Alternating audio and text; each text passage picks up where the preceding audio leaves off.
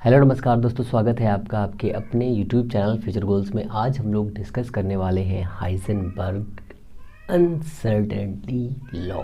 ठीक है, तो जो अनसर्टेन एटम्स के अंदर प्रेजेंट इलेक्ट्रॉन के बारे में जो कुछ भी बातें हम लोग समझते हैं वो एक्चुअल में क्या होती हैं, कैसे क्या करते हैं, और जीआईसी में यहाँ से जो कोई इम्पोर्टेंट क्वेश्चन आया था वो सारे के सारे क्वेश्चंस में देखेंगे। साथ में इसका एक छोटा सा डेरिवेशन है जो भी करेंगे।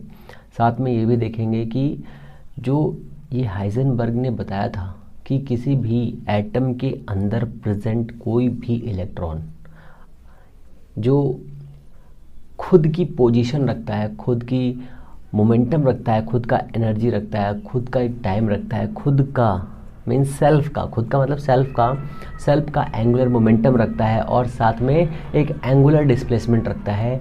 क्या इनका जो पेयर ऑफ सेट है, जो मैंने पेयर ऑफ सेट बताया, इन सेट में से किसी भी एक वैल्यू की वैल्यू तो आप फटाफट फाइंड कर सकते हैं और एग्जैक्ट फाइंड कर सकते हैं, बट दोनों वैल्यू को हम एक साथ फाइंड नहीं कर सकते। तो यही हमारा लॉ है, यही हमारा अनसर्टेन क्वालिटी है कि एटम के अंदर जो इलेक्ट्रॉन प्रेजेंट होता है उसके अंदर कैसा अनसर्टेन प्रॉपर्टी होता है। ठीक है, तो सबसे पहले आप सेट समझिए कि कोई एक एटम है, उस एटम के अंदर एक इलेक्ट्रॉन प्रेजेंट है और वो इलेक्ट्रॉन कहीं पर भी हो सकता है और उस इलेक्ट्रॉन के पास में 3 डायमेंशन है। अगर 3 डायमेंशन वो एटम रखे हुए हैं तो 3 डायमेंशन का मतलब ये है कि उसके पास वो स्पेस में कहीं पर है, स्पेस में है ना। अगर स्पेस में है तो उसके पास 3 डायरेक्शन है, एक्स वाई जेड। तो पोजीशन हुई एक्स वाई एंड जेड। तो एक्स डायरेक्शन में जो उसका मोमेंटम हो जाएगा वो मोमेंटम होगा पी एक्स। ठीक है, और जो वाई डायरेक्शन में उसकी मोमेंटम होगा वो हो जाएगा पी वाई, जेड में हो जाएगा पी जेड। ठीक है, और हाइजेनबर्ग ने हमें ये बताया कि किसी भी एटम का जो इलेक्ट्रॉन होता है उसकी पोजीशन और उसका मोमेंटम सेम डायरेक्शन में हम डेफिनेटली या करेक्ट वैल्यू उसकी फाइंड नहीं कर सकते। वो वैल्यू हमेशा अनसर्टेन रहेगी, हमेशा अनसर्टेन रहेगी। इसी का रिवर्स समझिए। रिवर्स क्या है इसी का, ऐसे समझ लीजिए कि अगर कोई पार्टिकल हमारे पास अवेलेबल है तो उस पार्टिकल की किसी एक पार्टिकुलर डायरेक्शन में टाइम और एनर्जी दोनों एक साथ हम फाइंड नहीं कर सकते या करेक्ट वैल्यू फाइंड नहीं कर सकते। फॉर एग्जांपल, जैसे मैंने कहा कि आपको कहीं जाना है तो आप कितनी देर में पहुंच जाएंगे। आपको 20 किलोमीटर जाना है, 20 किलोमीटर्स, तो आप कहेंगे सर मुझे 20 किलोमीटर जाना, मैं 1 घंटे के अंदर पहुंच जाऊंगा। कन्फर्म है, 1 घंटे में पहुंच जाऊंगा। ठीक है, तो ये आपकी जो लैंग्वेज है वो लैंग्वेज ये है कि आपने कहा कि मैं 1 घंटे में पहुंच जाऊंगा। इसका मतलब ये है कि आपके पास एग्जैक्ट डाटा है, आपके पास जो वैल्यू है वो एग्जैक्ट है। बट जब हम लोग क्वांटम मैकेनिक्स की बात करते हैं, क्वांटम फिजिक्स पढ़ते हैं, तो उसमें जो भी चीज़ें आती हैं वो एग्जैक्ट ना हो करके प्रोबेबल होती हैं। उनमें हम प्रोबेबिलिटी लगाते हैं। हमें ये नहीं पता है कि स्पेस में इलेक्ट्रॉन कहाँ पर है, पर इतना पता है कि यहाँ इलेक्ट्रॉन है, इलेक्ट्रॉन एग्जिस्ट करता है, बट उसकी एक वैल्यू कहाँ पर है, फिक्स लोकेशन कितनी है, I don't know. Only probability से ही हम फाइंड कर सकते हैं कि उसकी लोकेशन कहाँ पर है और वो लोकेशन कहाँ पर है और उसकी पोजीशन कैसी है, उसका मोमेंटम कैसा है, उसकी एनर्जी कैसी है। इन सभी के सेट में, इन सभी का एक सेट होगा, उस सेट में ही हम उन दोनों वैल्यू को फाइंड कर सकते हैं, पर वो वैल्यू कंफर्म या करेक्ट नहीं होगी, अनसर्टेन होगी। समझ में नहीं आ रहा, कोई बात नहीं, ना समझना भी टैलेंट है एक। तो हमारे पास एक ये है इस डायरेक्शन में, और यहाँ पर हमने एक न्यूक्लियस बनाया है, न्यूक्लियस। ठीक है, इस न्यूक्लियस के अराउंड हमें पता है कि इलेक्ट्रॉन होता है। बहुत ध्यान से समझना है इस बात को। यहाँ पर है न्यूक्लियस। ठीक है, इस न्यूक्लियस के अराउंड में यहाँ कहीं पे इलेक्ट्रॉन है। मान लीजिए एक हाइड्रोजन इलेक्ट्रॉन की बात कर रहे हैं हम लोग। हाइड्रोजन का एटम लिया है, हाइड्रोजन का न्यूक्लियस है। इस न्यूक्लियस के अकॉर्डिंग हमने कहा सर ये यहाँ पर ऐसा कुछ सिस्टम है। ठीक है, अगर ये सिस्टम इस टाइप का है तो इस सिस्टम में सबसे इम्पॉर्टेंट चीज़ क्या है? इम्पॉर्टेंट चीज़ ये है यहाँ पर कि जो सिस्टम है 3D में है, ये पूरा कवर है। जैसे आप वॉलीबॉल देखते हैं, फुटबॉल देखते हैं, बॉल देखते हैं, उस तरह से पूरा कवर्ड है, सॉलिड है। जैसे आप तरबूज देखते हैं, वाटरमेलन देखते हैं, वैसे करके। तो हमने कहा सर क्या इलेक्ट्रॉन यहाँ हो सकता है? May be. यहाँ हो सकता है? May be. यहाँ हो सकता है? May be. यहाँ हो सकता है? May be. यहाँ हो सकता है? May be. किसी एक लोकेशन पर है, किसी एक लोकेशन पर है, ठीक है। तो जो हाइजेनबर्ग ने बताया कि अगर इस डायरेक्शन में, एक्स डायरेक्शन में कहीं पर भी एक इलेक्ट्रॉन है, तो हमने कहा सर यहाँ पर है, यहाँ पर है, तो इस डायरेक्शन में इसका जो चेंज होगा, चेंज मतलब जो पोजीशन में चेंज होगा, पोजीशन चेंज का मतलब ये है जो पोजीशन की चेंज में जो एरर होगा, ठीक है, जो एरर होगा। तो हमने कहा सर यहाँ से पोजीशन चेंज का एरर dx है इस डायरेक्शन में, और इस डायरेक्शन में इलेक्ट्रॉन मूव कर रहा है, तो इसका मतलब ये है कि यहाँ पर इसके पास में एक मोमेंटम है, वो मोमेंटम है px, ठीक है, px। दोनों का मल्टीप्लिकेशन, दोनों का मल्टीप्लिकेशन कितना होगा? दोनों का मल्टीप्लिकेशन h कट बाई 2 होगा, ठीक है। अब ये वैल्यू समझनी है बहुत ध्यान से, h कट क्या होता है। तो h कट आपको पता है, no, h cut is equal to h upon 2 pi, ठीक है, h cut upon 2 pi. h की वैल्यू कितनी होती है सर? तो h की वैल्यू होती है sir 6.610 to power -34 joule second, ठीक है, जूल सेकेंड, जूल सेकेंड। अगर हम इनका क्रॉस करें तो हमेशा ये याद रखना है कि इस वैल्यू से ज़्यादा, इस वैल्यू से ज़्यादा और इक्वल, देखो इसका मतलब यही तो है ना, इक्वल ये वैल्यू आनी चाहिए, पर ऐसा नहीं होता है। जब हम इसको देखते हैं तो ये वैल्यू जो हमारे पास है, ये क्या है? Planck constant. इस प्लांक कांस्टेंट का वैल्यू इतना है। अगर हम इसमें से हम अगर h कट निकालें, h cut is equal to 6.610 to power -34, ठीक है, डिवाइडेड बाई 2 इंटू 3.14 है, तो हमने इसको 6 ले लिया, तो ये कट करोगे कितना आएगा? ये आएगा आपके पास में 1.110 टू पावर -34 जूल सेकेंड। ये आपका आया क्या? h cut. अगर इस h कट की वैल्यू को हम यहाँ पुट करें तो कितना आएगा? Delta x is equal to कितना आएगा? 0.5, ये तो आएगा ना, 10 टू पावर -11। तो जो इसकी वैल्यू आएगी, वो वैल्यू इस वैल्यू से ऑलवेज कम होनी चाहिए, इस वैल्यू से ऑलवेज कम होनी चाहिए। कैसे? बराबर भी हो सकती, कम भी हो सकती है। तो हम कभी कभी इस इक्वेशन की जगह पर ये इक्वेशन ले लेते हैं, px delta x is equal to, equal नहीं लेते हैं, नियर बाई लेते हैं, नियर बाई h कट ले लेते हैं कभी कभी, है ना, h by 2 pi, h cut ले लेते हैं, h का मतलब h बाई 2 पाई ले लेते हैं। तो ये हमारा एक बेसिक इक्वेशन है जिसका इस्तेमाल हम लोग करते हैं। कभी कभी इसकी जगह पर हम लोग ओनली h कट का इस्तेमाल करते हैं, क्योंकि ये वैल्यू नियर बाई है, ये वैल्यू नियर बाई है, ये वैल्यू नियर बाई है। देखो इतनी है कि नहीं है? तो अगर ये वाली वैल्यू इतनी आ रही है तो इसका मतलब ये है कि हमारी इक्वेशन ठीक है।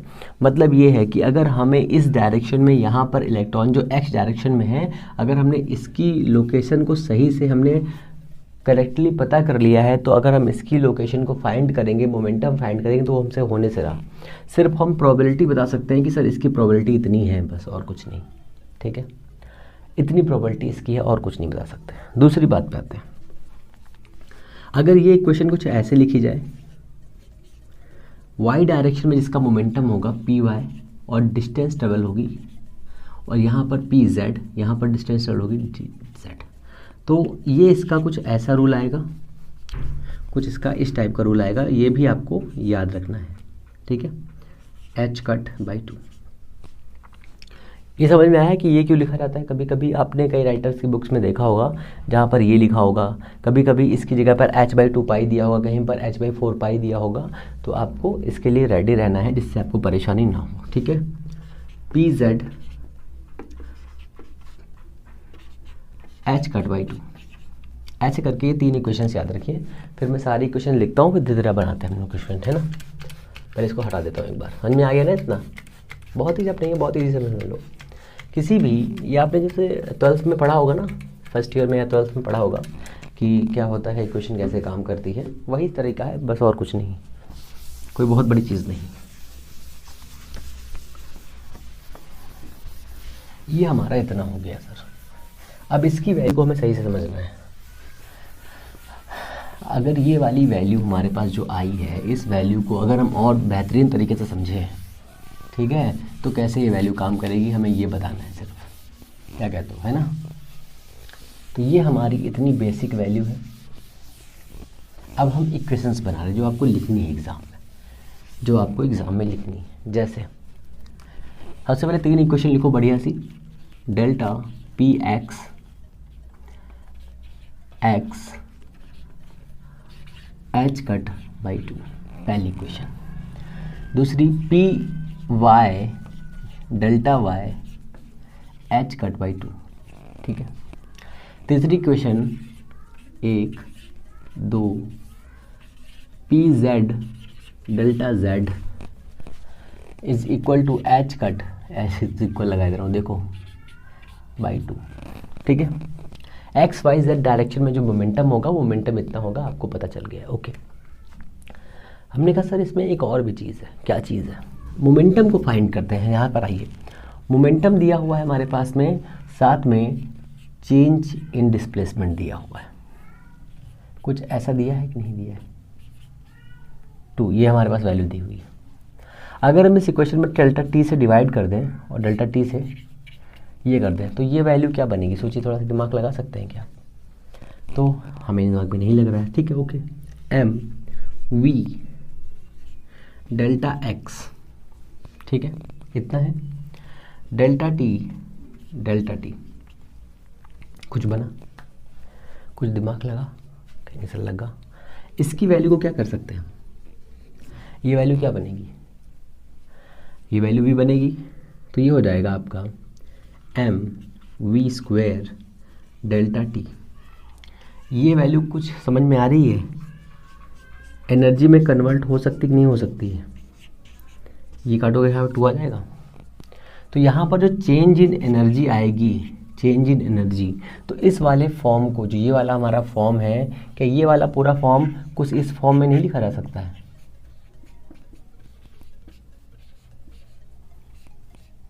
क्या इस फॉर्म में नहीं लिखा जा सकता है। तो सर बिल्कुल लिखा जा सकता है, सर बिल्कुल लिखा जा सकता है। तो आपकी दूसरी इक्वेशन क्या आएगी, delta E delta T always greater than and equal H cut by to,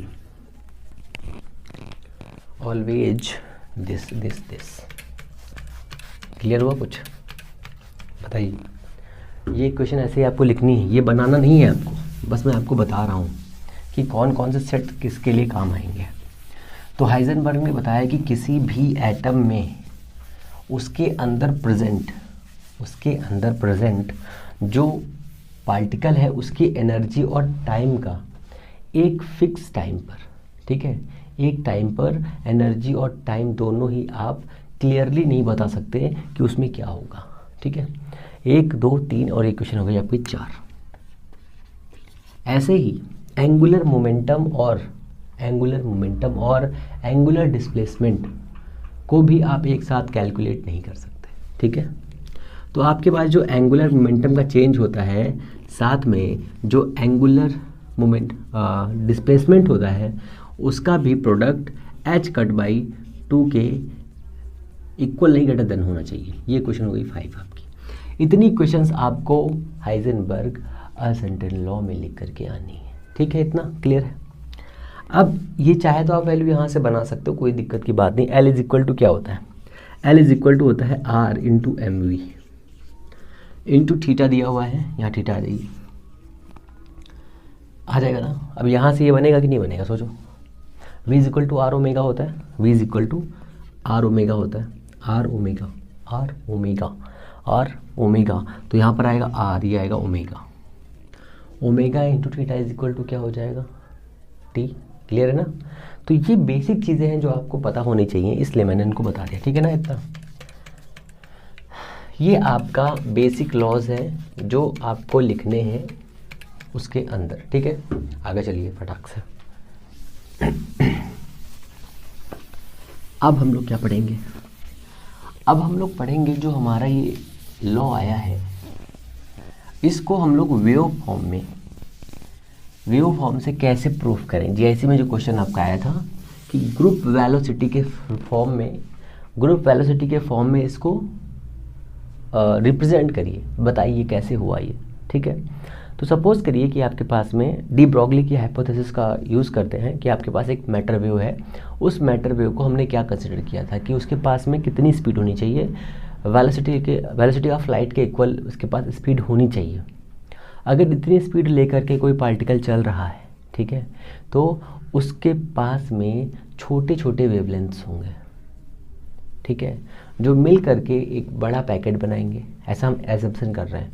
मान लीजिए कि एक पैकेट है जो जा रहा है, इसके अंदर बहुत सारे क्या है, वेवलेंथ्स हैं, बहुत सारी फ्रिक्वेंसीज हैं, सब मिल करके एक बड़ी फ्रिक्वेंसी बनाकर कैसे जा रहे हैं, तो ये पैकेट हुआ, ठीक है। इसके पास जो वेलोसिटी होगी उसे ग्रुप वेलोसिटी कहेंगे। ऐसा है कि नहीं है? तो हमने कहा ठीक है, हमने एज्यूम कर लिया कि हमारे पास दो पार्टिकल हैं, इसके अंदर दो वेव हैं, दोनों की जो एम्पलीट्यूड है वो इक्वल है, दोनों के एम्पलीट्यूड इक्वल है। तो हमने कंसिडर किया कि हमारे पास एक ग्रुप पार्टिकल है, ग्रुप पार्टिकल नहीं, हम ये बोल सकते हैं कि हमारे पास एक पार्टिकल है, ठीक है, हाँ एक पार्टिकल है जिसके अंदर दो वेव हैं, टू वेव्स, ठीक है ना। और जिनके पास में जिनकी इक्वेशन है y1 is equal to a sine omega 1t minus का k1x। बताओ कोई दिक्कत है? कहेंगे सर कोई दिक्कत नहीं है। ये इसके पास इक्वेशन है जहाँ पर k क्या है, प्रोपोगेशन कांस्टेंट, ठीक है। प्रोपोगेशन कांस्टेंट होता है ना, k is equal to 2 pi by lambda, k is equal to 2 pi by lambda लिखे थे यहाँ पर, k is equal to 2 pi by lambda, ये होता है। दूसरी इक्वेशन है y2 is equal to a sine omega 2t minus k2x। Equation 2, equation 1, omega is equal to 2 pi n, ये 2 पाई बाई टी ले लीजिए, 2 पाई बाई टी, ठीक है। अब इसको कुछ ऐसा समझिए कि एक ये वेव थी हमारे पास, ये इस वेव के अंदर ये एक पैकेट है, ठीक है, इस पैकेट के अंदर कई वेव्स थी जो मिल करके कुछ ऐसी वेव बना रही हैं, ठीक है, ऐसे बना रही है, ठीक है, ऐसे करके। तो इस वाले पूरे सिस्टम का जो वेव फॉर्म होगा, जो नेट डिस्प्लेसमेंट होगा, वो होगा y is equal to y1 plus y2। Superposition करेंगे, सुपर पोजिशन करने पर जो इसका एम्पलीट्यूड है दोनों का, देखो ये वाला जो वैल्यू है टोटल यहाँ से यहाँ तक, ये बहुत 2a आया है, 2a इतना मैक्सिमम कंडीशन। मिनिमम तो 0 हो जाएगा, मिनिमम यहाँ पर 0 होगा, यहाँ पर क्या है, नोड्स मिलेंगे, नोड्स यहाँ पर क्या मिलेंगे, एंटी नोड्स, ये तो आप पढ़े हैं, आप जानते हैं। ये आपकी बेसिक इक्वेशन है, इस इक्वेशन को हमने सुपरपोज कराया। जैसे सुपरपोज कराएंगे तो हमारे पास इक्वेशन कुछ ऐसा आ जाएगा। क्या आएगा हमारे पास, देखो ए दोनों में है तो हमने ए कॉमन कर लिया, यहाँ पर आएगा sine omega 1t minus k1x plus का sine omega 2t minus k2x, ये आएगा। साइन सी प्लस डी का फॉर्मूला दिख रहा होगा आपको यहाँ पर, sine C plus sine D. तो मैं यहाँ पे फॉर्मूला लिखता हूँ आपके लिए, sine C plus sine D is equal to sine C plus D by 2। कहेंगे सर कुछ भूल गए हैं, बिल्कुल भूल गए हैं, यहाँ आएगा 2, तो ये वाला 2 यहाँ लिख लो, कोई दिक्कत नहीं है, यहाँ लिख लो, कोई प्रॉब्लम नहीं है, ठीक है ना। फिर आएगा आपका cos c minus d by 2, ये होता है फार्मूला। इस वाले फार्मूले का यूज़ करेंगे हम लोग यहाँ पे, ठीक है ना। जैसे हम फार्मूला यूज़ करेंगे हो जाएगा ए, यहाँ पर 2 आ जाएगा, बाहर कर लेंगे, तो ये हो जाएगा हमारा साइन ओमेगा 1, यहाँ पर देखो ओमेगा 1 है, यहाँ पर ओमेगा 2 है, दोनों के पास लिख लें कि एक स्टेप नहीं लिखें, चलो साथ ही लिखते, नहीं तो मुँह भून भान था धूम हो जाएगा, माइनस का k2x बाई 2, ठीक है, into cos omega 1t minus k1x minus का ओमेगा 2t प्लस का k2x दिख रहा है। ठीक है, कुछ नहीं, वही क्वेश्चन खोल दिया बस, और कुछ नहीं करना है। इज इक्वल टू 2a, यहाँ पे कितना आएगा, देखो ये वाला फंक्शन एक पास ले लो तो हो जाएगा ओमेगा 1 प्लस ओमेगा 2 बाई 2, इससे लगाओ ब्रैकेट में, देखो क्या मैंने कर दिया, 2a साइन। ठीक है, अब यहाँ लगाएंगे हम ये वाला ब्रैकेट। ठीक है, ये ना लगाओ तो ये ब्रैकेट लगा लो। ठीक है ना, यहाँ लगाओ बड़ा ब्रैकेट, है ना। तो ये इतना हो गया। अब यहाँ पर आएगा माइनस है, यहाँ पर भी माइनस, तो हमने माइनस कर लिया, कॉमन ही हो जाएगा k1 प्लस k2 बाई 2, और यहाँ करेंगे x, यहाँ आएगा t आपका कॉमन। बताओ कोई दिक्कत है? ये हो गया इतना, कुछ नहीं किया है हमने, वैल्यू उठा के रख रहा हूँ बस, ये वाली वैल्यू एक साथ रख दी, ओमेगा 1 प्लस ओमेगा 2 करके बाई 2 कर दिया। यहाँ पर देखो k1x दिया, यहाँ पर k2x दिया, इनको वैल्यू के पास लेकर आया, माइनस कॉमन कर लिया, इतना आ गया बस, और कुछ नहीं किया हमने। फिर कॉस पे आ जाइए, कॉस में भी करेंगे, ये और ये एक पास ले आएंगे तो हो जाएगा ओमेगा 1 माइनस का ओमेगा 2 बाई 2, कितना हो जाएगा, ये हो जाएगा t, माइनस का k1 तो माइनस है, k2 माइनस k1 और ये हो जाएगा x बाई 2। ये आपकी इक्वेशन हो गई, ये आपकी इक्वेशन होगी। अब बड़ा हटा दूँ, ठीक है ना, ये आपकी इक्वेशन आ गई सर, ये आपकी इक्वेशन आ गई है। सुपर पोजिशन लिया है तभी आएगा, नहीं तो नहीं आएगा, सुपर पोजिशन नहीं करोगे नहीं आएगा। ठीक है, तो इसमें कुछ नहीं करना है, बस आपको मैथमेटिकल फॉर्मूला प्रूफ करना है। तो ये इतना हो गया अभी तक का मामला भैया। चलो आगे चल रहे हैं अभी और देखते हैं क्या हो सकता है इसमें।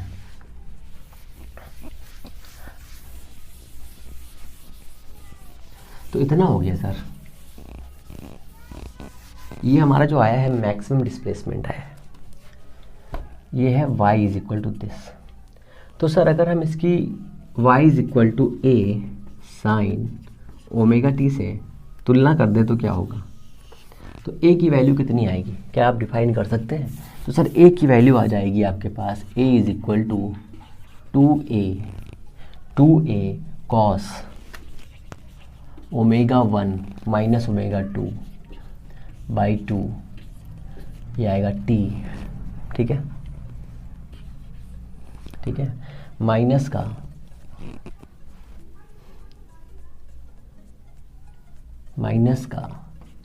k2 माइनस k1 बाई 2, ये कितना आ जाएगा, ये आ जाएगा आपका x। ठीक है, अब हमें आपको बताना है, हमें और आपको मिलकर के बताना है कि सर एंटी नोड और नोड या फिर जो नोड्स होते हैं उन्हें बनने के लिए क्या रिस्पॉन्सिबल कंडीशन है। तो sir a by 2a is equal to 0 होना चाहिए। 0 होने के लिए कॉस की वैल्यू 90 होनी चाहिए। पहली बार में जो पहला नोड बनेगा वो कॉस 90 की वैल्यू पे बनेगा। ठीक है, कॉस 90 पर यहाँ पर, तो ये वैल्यू 90 है। फिर कहाँ बनेगा, फिर बनेगा 270 पर, ये पाई बाई 2 बनेगा, ये बनेगा 3/2 पाई पर। फिर आगे वाला नोड कहाँ बनेगा, फिर आगे 5/2 पाई में बनेगा। ऐसे करके अगर इस वैल्यू को देखें तो ये वैल्यू कुछ ऐसे बनेगी, नहीं बनेगी, 2n + 1 पाई बाई 2, कुछ ये वाला फंक्शन है। Here n is equal to 0 1 2 and 3 and so on. तो अगर इस वैल्यू को हम ऐसे न लिख करके इसका अगर हम यूनिवर्सल वैल्यू ले लें तो यहाँ पर कितना आएगा, cos 2n + 1 pi by 2 is equal to cos, इसको चेंज किया है तो चेंज बाई 2t। कोई दिक्कत है, कोई दिक्कत नहीं, माइनस चेंज इन दिस, ये कितना हो जाएगा, डेल्टा k बाई 2, ये क्या हो जाएगा x। अब देखो ये cos और ये cos उड़ेगा, जैसे ही cos उड़ेगा वैसे ही इस वैल्यू के बराबर, जैसे ही cos उड़ेगा ऐसे ही इस वैल्यू के बराबर कितना आ जाएगा, आ जाएगा 2n + 1 पाई बाई 2। यहाँ से cos और cos उड़ेगा ये वाला, तो ये वाली वैल्यू इतनी आएगी कि नहीं आएगी, बताओ। एक स्टेप गैप कर रहा हूँ, सॉरी, है ना। चलो नहीं गैप करते हैं, यहाँ पर बढ़ा देते हैं, इज इक्वल टू कितना आ जाएगा 2, 2 इधर भी है, 2 इधर भी काट दो, नहीं काटो बंद लिख लो, डेल्टा ओमेगा टी माइनस का के एक्स डेल्टा का बाई 2, इतना आ जाएगा। आगे साफ करें फिर चलते हैं ना। क्योंकि सर क्या निकाल रहे हैं आप? हम लोग प्रूफ कर रहे हैं कि अगर हमारे पास कोई एक मैटर वेव दी हुई है, उस मैटर वेव से हम हाइजन के रूल को कैसे प्रूफ करें। अभी हम लोग हाइजन के रूल को हाइड्रोजन एटॉमिक थ्योरी पर भी या बोहर्स थ्योरी पर अप्लाई करेंगे, तब देखते हैं क्या आता है, तब भी इंटरेस्टिंग रिजल्ट्स आएंगे। तो ये हमारे पास आ गया function 2n + 1 π/2, 2n + π/2 is equal to delta omega T minus का डेल्टा के x/2। इस 2 से ये 2 उड़ेगा, ठीक है। अब दो चीज़ें हैं, पहली चीज़ ये कि अब हमें यहाँ पर फाइंड करना है फॉर n = 0, है ना, एंड n = 1। जब n = 0 होगा तो x कितना हो जाएगा, x कन्वर्ट हो जाएगा x1 में, ये होगा तो x कन्वर्ट हो जाएगा x2 में, ठीक है। दो चीज़ें चेंज होगी, जब दो चीज़ें चेंज होंगी दोनों चीज़ों को वैल्यू रखेंगे यहाँ पर, तो यहाँ पर 0 रखेंगे तो हो जाएगा पाई, ठीक है, 0 ये हो जाएगा pi is equal to delta omega T minus का, ये कितना आएगा डेल्टा के x1, ये कितना आ जाएगा, जब हम 1 रखेंगे तो हो जाएगा 1 और ये हो जाएगा 3/2 पाई, 1 रखेंगे यहाँ पर 2 1 3 π/2, ठीक है ना, is equal to omega T minus का डेल्टा के x2। अगर इन इक्वेशन को हम लेस करें तो ये प्लस हो जाएगा, ये वाली वैल्यू कटेगी, यहाँ पर देखो ये 90 दिया हुआ है, ये 270 दिया है, तो यहाँ कितना बचेगा, यहाँ बचेगा पाई, यहाँ बचेगा पाई काहेगा माइनस का। कहेंगे सर माइनस कैसे बच रहा है, तो मेरे लाल मेरे बच्चे मेरे चूनू मेरे पाई माइनस 3/2 पाई कितना होता है 2 पाई माइनस 3 पाई, कर लोगे ना। पाई इज इक्वल टू कितना आ जाएगा हमारे पास, ये आ जाएगा के x2 माइनस का के x1। देयरफॉर डेल्टा के x2 minus x1 is equal to कितना आया है पाई, माइनस का माइनस इधर लेके आओ तो ये वाला माइनस हो जाएगा, हाँ ये वाला माइनस ये वाला प्लस हो जाएगा, तो यहाँ पर जो ये वैल्यू आएगी कितनी आएगी, pi is equal to delta के x1 माइनस x2। ये वैल्यू आई कि नहीं आई, कहीं सर बिल्कुल आ गई है। अब आगे क्या करना है, आगे देखो क्या करना है, इसको हटाओ मैं,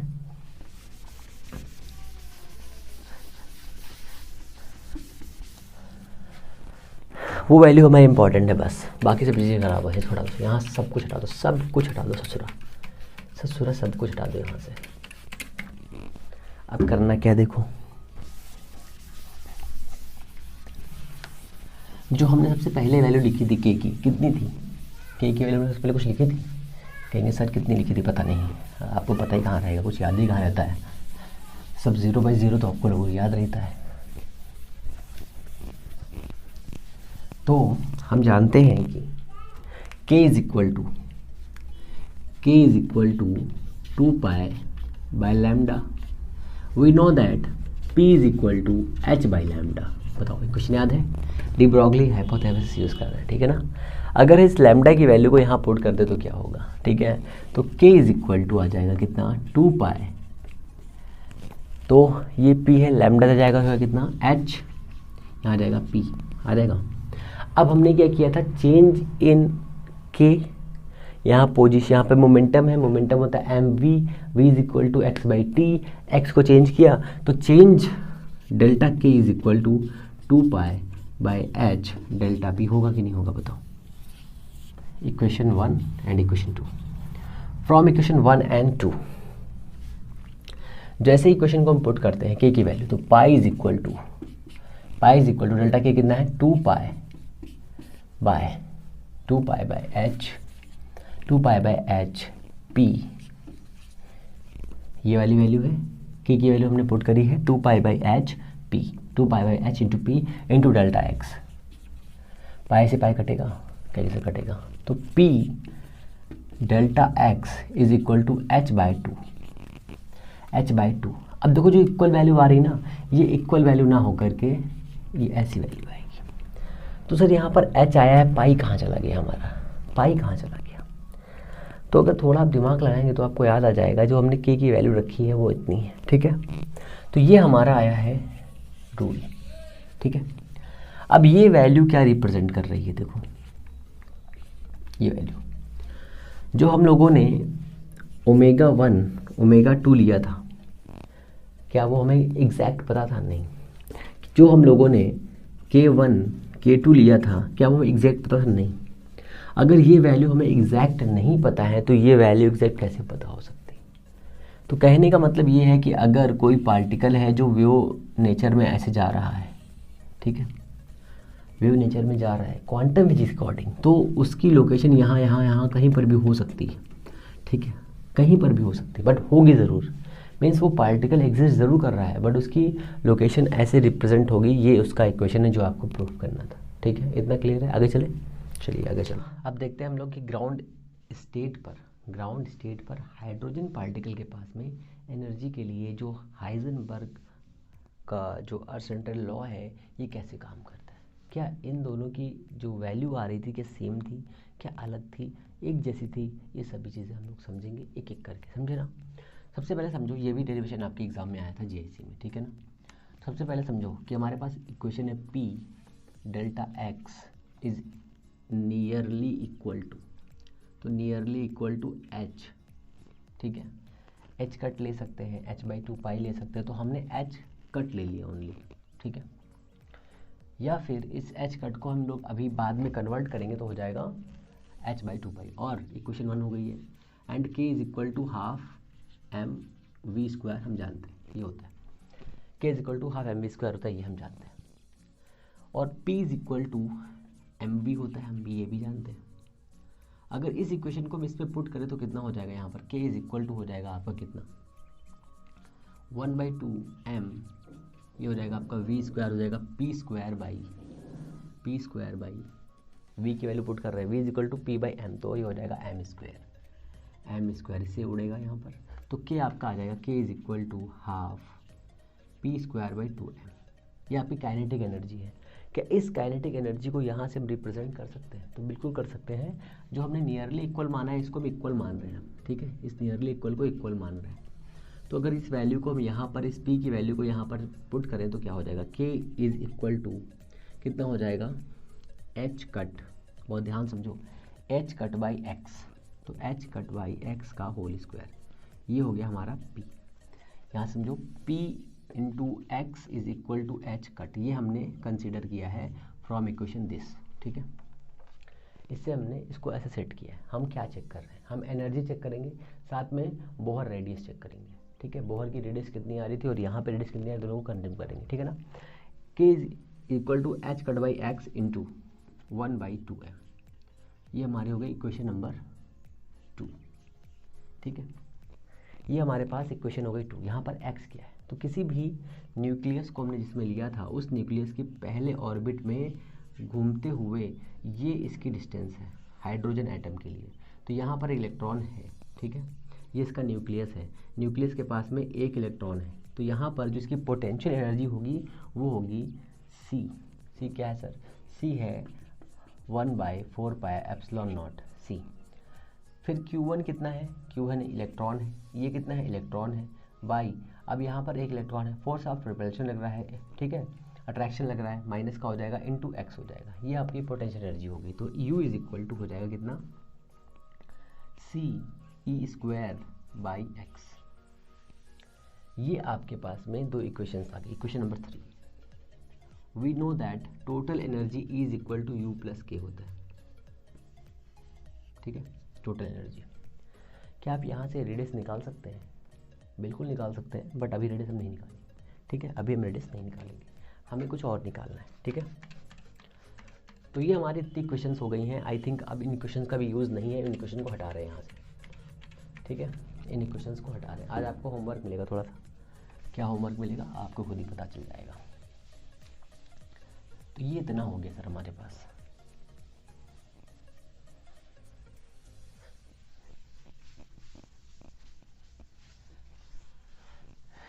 ओके, अब समझिए आगे। ये हमारे पास इक्वेशन हो गई, टोटल एनर्जी इतनी हो गई। तो टोटल एनर्जी कितनी हो जाएगी? टोटल एनर्जी हो जाएगी आपकी E is equal to u plus k हो जाएगी। तो ये कितना आएगा आपके पास? ये आएगा आपके पास H cut square by 2m 1 by, तो इसको ऐसे लिख लेते ना, x माइनस 2, ठीक है, माइनस का C E square x minus 1। अगर हम इस इक्वेशन को x की रिस्पेक्ट में डिफ्रेंशिएट कर दें तो हमारे पास e की दो वैल्यूज़ आ जाएंगी, मैक्सिमम और मिनिमम दोनों वैल्यू हम फाइंड कर सकते हैं। हमें मिनिमम वैल्यू चाहिए, कितनी होगी? तो हमने क्या किया, डी अपॉन डी एक्स कर दिया। जैसे ही हमने किया तो देखो ये कांस्टेंट है, H cut by 2m D upon D X minus 2 minus का सी ई square D upon D X minus 1, इतना हो गया। इस वैल्यू को हमने ज़ीरो कंसिडर कर लिया फॉर ई की मैक्सिमम नहीं मिनिमम एनर्जी के लिए। तो ये हो जाएगा H cut square by 2m, ये कितना हो जाएगा, माइनस का 2x माइनस 3 हो जाएगा। क्या लगाया हमने? फॉर्मूला लगाया c, ये कितना हो जाएगा, ई स्क्वायर माइनस का 1 इंटू एक्स माइनस 2 हो जाएगा। तो ये वाली वैल्यू देखो यहाँ पर माइनस है, ये वाली वैल्यू प्लस हो जाएगी। तो इस वाली वैल्यू को इधर लेकर के आ जाओगे, हो जाएगा कितना, एच कट, मैं ऐसे ही एच बना रहा हूँ कि एच पहले से कट जा रहा है, H cut square by 2m कितना हो जाएगा, इंटू यहाँ पर लिया है 2 बाई एक्स क्यूब, 2 से 2 कटेगा, इज इक्वल टू कितना आएगा, ये प्लस है तो सी ई स्क्वायर बाई एक्स स्क्वायर, ये एक्स स्क्वायर दिया, ये एक्स क्यूब, यहाँ एक्स बचेगा, ये एक्स इधर जाएगा और ये सी इधर आएगा। तो यहाँ से जो एक्स की वैल्यू आएगी वो कितनी आएगी, देखो एच कट स्क्वायर ये दिया हुआ है बाई एम, ये एम हो गया, ये आपका सी और ये आपका ई स्क्वायर, ये आपके पास इतनी वैल्यू आएगी। यहाँ पर x क्या है, रेडियस है, x is equal to H cut square by m c E square अब एम सी ई स्क्वायर की वैल्यू रख दीजिए। जैसे ही आप यहाँ पर वैल्यू सेट करते हैं तो हमें इसकी वैल्यू पता थी, कितनी थी, इस वाले एच कट की वैल्यू कितनी थी, भूल गए? तो 6.6 10 to power minus 34 by 2 into 3.14, इसे कट करने पे कुछ आ रहा था हम लोगों का, कितना, 1.01 अप्रॉक्सीमेट, है ना। तो 1.01 10 to power minus 34 by m 9.1 10 to power minus 31 into c 9 10 to power 9 into e 1.6 10 to power minus 19 का होल स्क्वायर। जब आप इसको सॉल्व करेंगे तो वैल्यू पता है कितनी आएगी पता है, 0.529 angstrom. X is equal to, solve करके देखिएगा अप्रॉक्सीमेट इतनी वैल्यू आएगी। अगर आपको याद हो तो बोहर रेडियस में भी फॉर्मूला यही आ रहा था, 0.2529 एन स्क्वायर बाई जेड, अगर याद हो तो ये आ रहा था। तो ये रेडियस भी आपको फाइंड करनी है, साथ में इस रेडियस के फॉर्मूले से हमें एनर्जी का भी फॉर्मूला बनाना है, वो भी हमें देखना है साथ में, ठीक है। एनर्जी भी प्रूफ करनी है कि सर एनर्जी कितनी आ रही है हमारे पास, ठीक है। तो इसको भी देख लेते हैं साथ में। इतना क्लियर है? इतना क्लियर है कि नहीं? कहेंगे सर नहीं, तो ठीक है, मुँह फुला के बैठे रहो, फिर क्या बताएं। ये हमारा इतनी हो गई वैल्यू। यहाँ से एक क्वेश्चन कंफर्म है सर, देख लीजिएगा चाहे तो आप, कंफर्म एंड 100% कंफर्म। तो अब हमें निकालना है एनर्जी, E इज इक्वल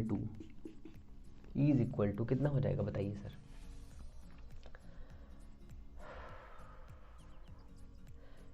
यहाँ पे स्क्वायर है सर, देखो बोल जाते भी गड़बड़ हो जाता।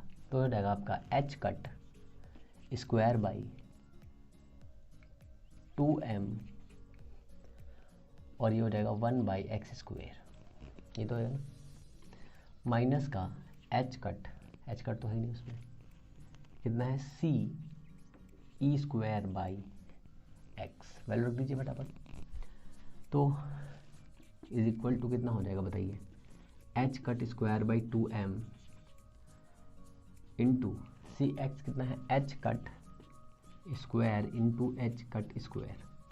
एक्स स्क्वायर करेंगे कितना आएगा ना, डिवाइड में जाएगा तो ऊपर आ जाएगा, ऊपर जाएगा कितना हो जाएगा, M square C square E to power 4। H cut square से एच कट स्क्वायर कैंसिल हो जाएगा, माइनस का C into E square by X कितना है, H cut square into M, ऊपर जाएगा ये M C into E square.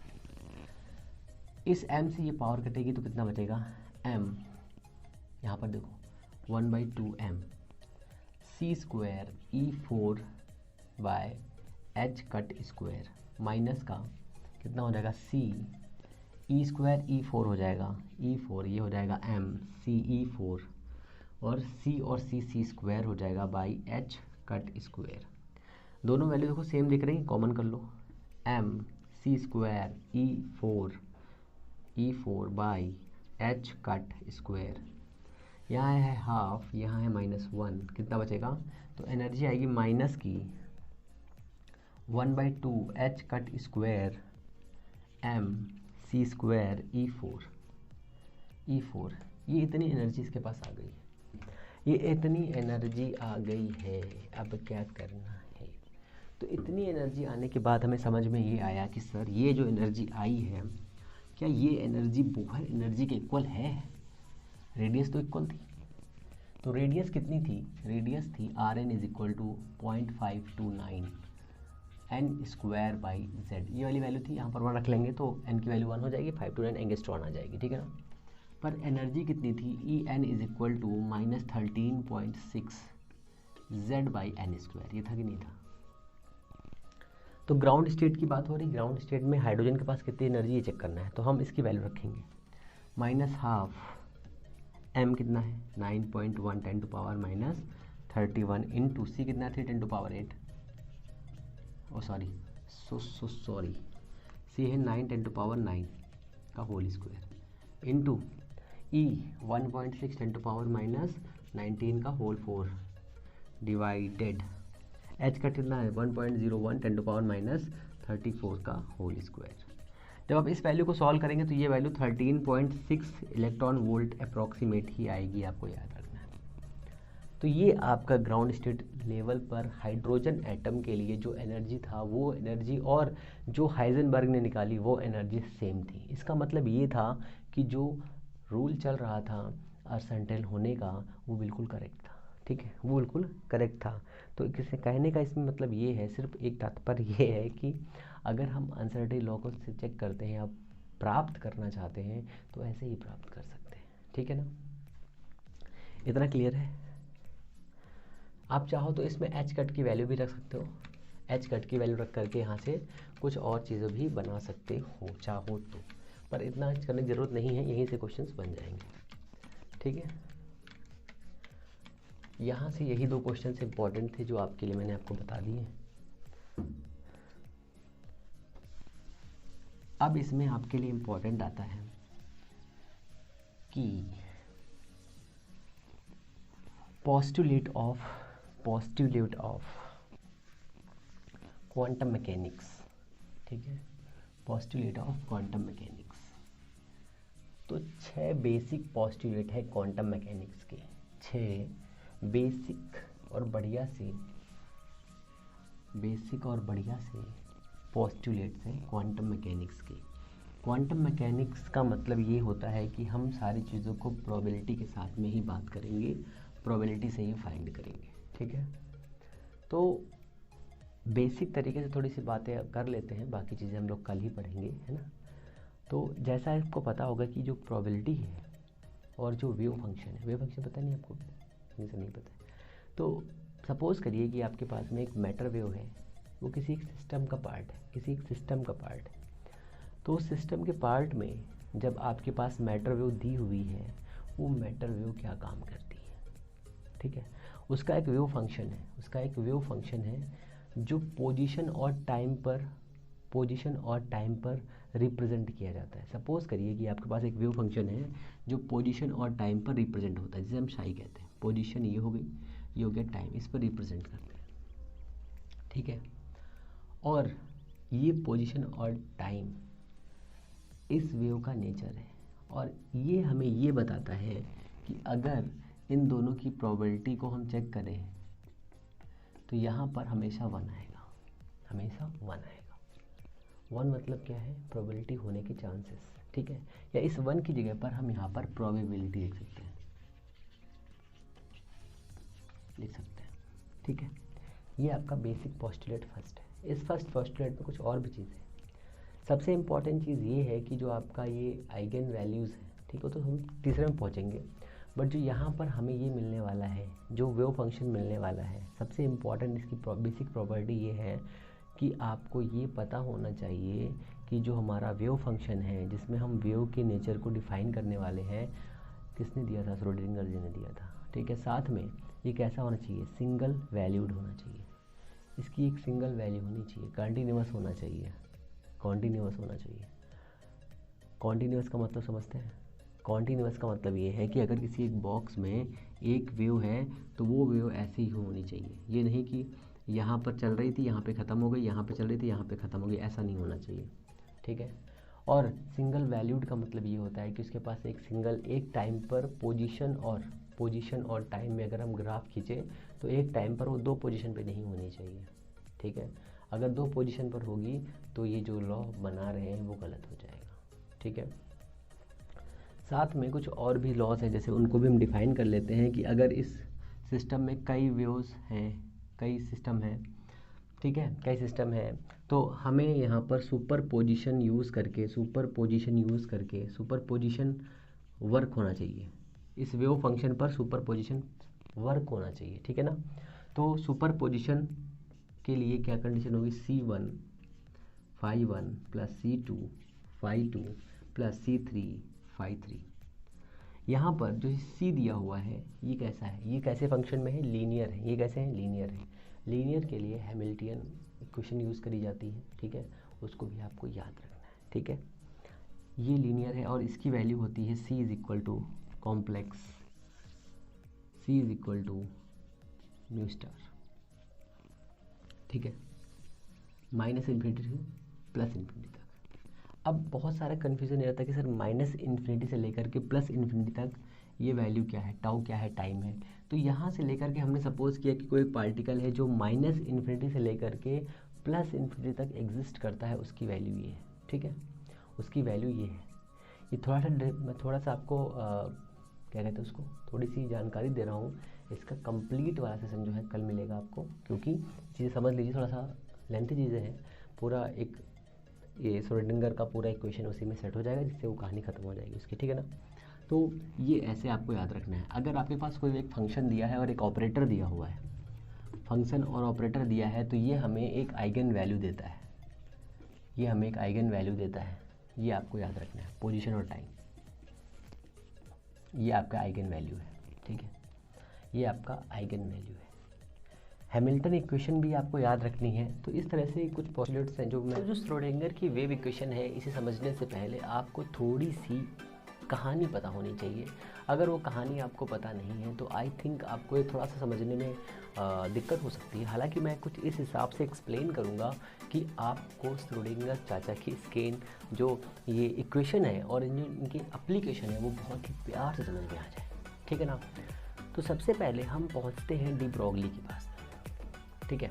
तो डी ब्रोगली साहब जी ने ये बताया कि कोई भी जो मैटर वेव होती है, तो मैटर वेव आपको पता है कि सभी पार्टिकल्स के पास में खुद की सेल्फ की एक वेलोसिटी होती है, ठीक है। अब वेलोसिटी का मतलब ये नहीं कि वो खुद वेलोसिटी बना रहा है, ठीक है। उसके पास सेल्फ के पास में अगर वो किसी भी स्पीड से, और वो जो किसी भी स्पीड है ना, वो स्पीड होनी चाहिए वेलोसिटी ऑफ लाइट के अप्रॉक्सीमेट नियरली होनी चाहिए स्पीड। अगर किसी भी पार्टिकल के पास में इतनी स्पीड है तो उसके पास में एक और क्वालिटी आ जाती है मैटर के साथ में वेव की क्वालिटी। इसे ही हम कहते हैं matter wave hypothesis of de Broglie चाचा, ठीक है। तो चाचा को ध्यान में मत रखते हुए आपको ये याद रखना है कि डी ब्रोगली इक्वेशन कैसे आई है और हमने इसे कैसे एक्सप्लेन किया है। तो बातें कुछ हिसाब से रहेंगी कि अगर आपके पास में कोई एक मैटर है या कोई एक पार्टिकल है जिसके पास मास है, जिसके पास वेलोसिटी है, मीन जिसके पास मोमेंटम है।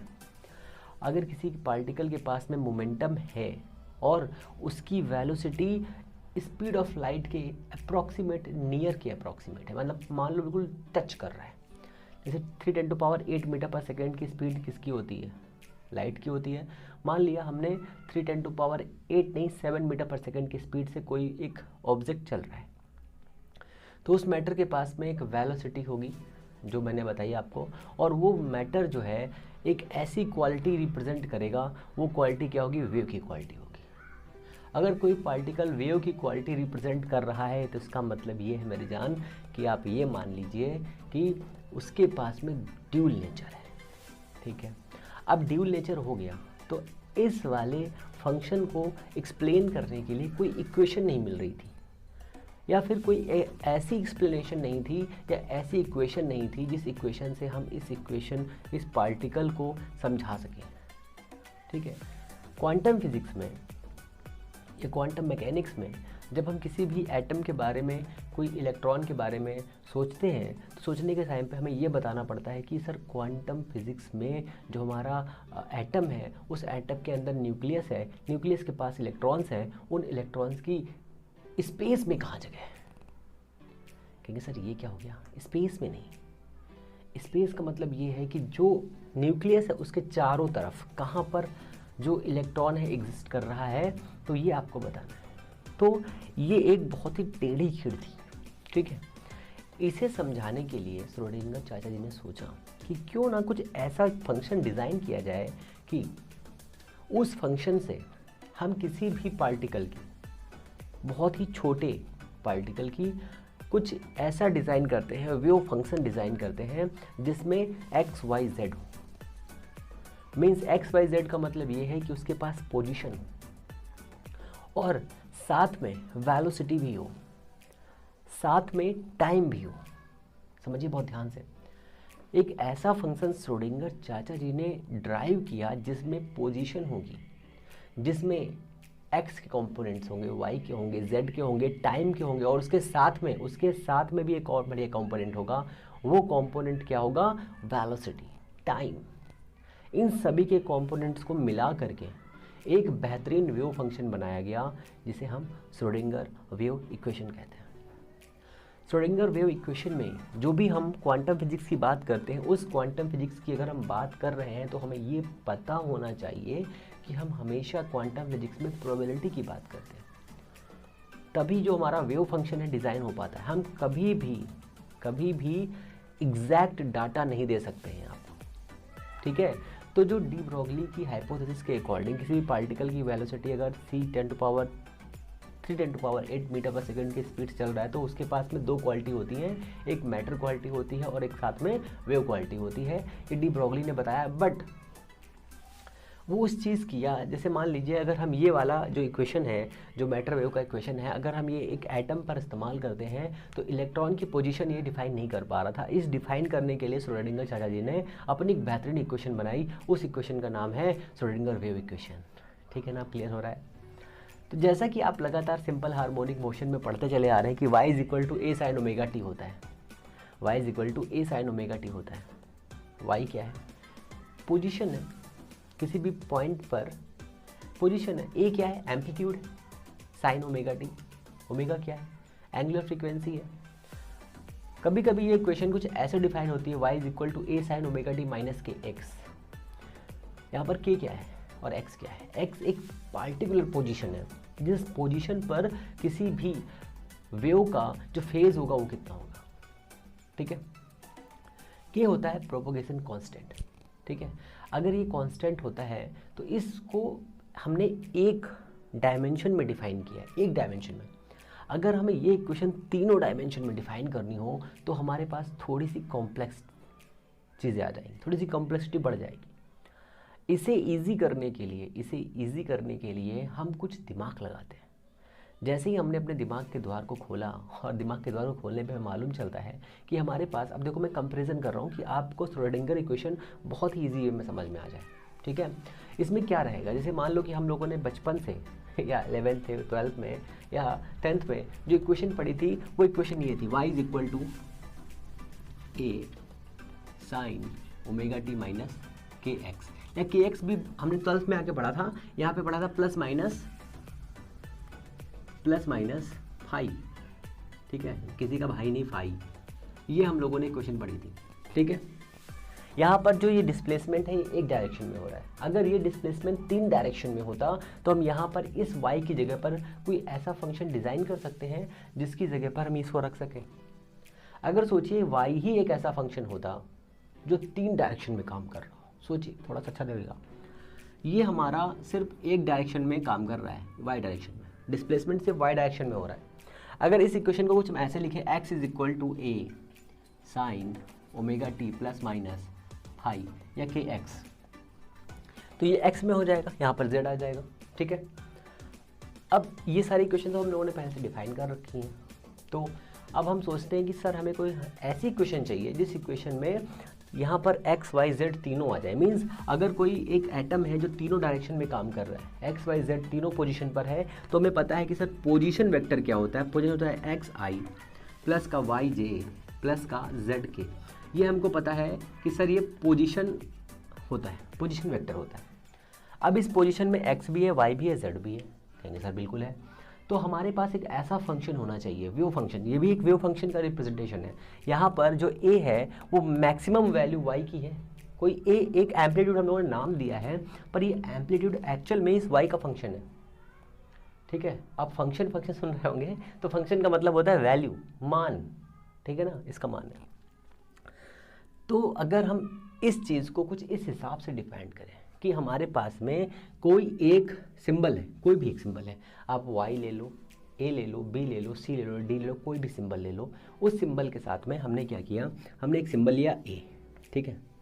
अच्छा, a सिंबल तो हम लोगों ने एम्पलीट्यूड में यूज़ कर लिया, तो इसकी जगह पर हम एक सिंबल ले रहे हैं, p सिंबल ले लिया हमने, ये मैं आपको समझाने के लिए बता रहा हूँ, ठीक है। p सिंबल लिया और इस p सिंबल के लिए, ये p सिंबल क्या है, ये हमारा इस वाले y के बराबर इक्वेशन है, ठीक है। हमने क्या लिखा, ये p जो है x का फंक्शन है, y का फंक्शन है, z का फंक्शन है, और इसके साथ में t का भी फंक्शन है। टाइम के साथ में वेव आगे बढ़ती कि नहीं बढ़ती, बढ़ती, यहाँ पे देखिए t है कि नहीं है ना, टाइम के साथ में आगे बढ़ रही, तीनों के फंक्शन में ये रिप्रेजेंट हो रहा है, कहेंगे सर वेरी गुड। अब इस p का एक पीक वैल्यू भी होगा, जैसे कि यहाँ पर देखो इसकी पीक वैल्यू a है ना, मैक्सिमम पे कितना होगा, अगर ये ओमेगा टी 90 हो तो ये मैक्सिमम होगा कि नहीं होगा।